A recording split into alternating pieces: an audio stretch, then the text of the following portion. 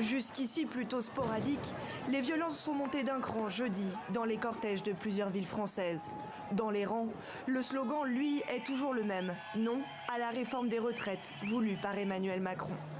À Paris, la mobilisation a été record. Elle a toutefois été émaillée par des heurts entre les forces de l'ordre et des casseurs dès la tête de cortège.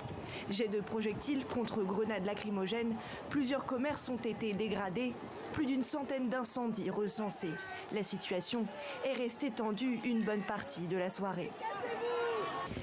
Depuis la préfecture de police de Paris, le ministre de l'Intérieur, Gérald Darmanin, a dénoncé la violence des casseurs venus, selon lui, de l'extrême gauche.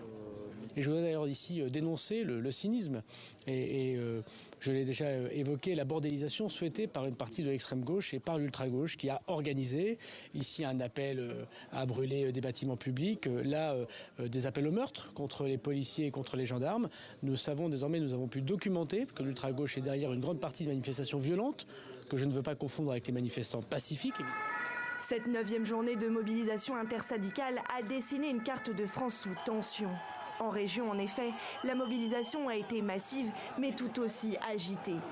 À Bordeaux, par exemple, le porche de l'hôtel de ville a été brièvement incendié.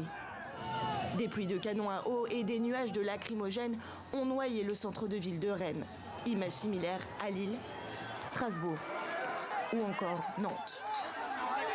Ce vendredi, Gérald Darmanin a fait état de 457 interpellations et de 441 blessés dans les rangs des forces de l'ordre.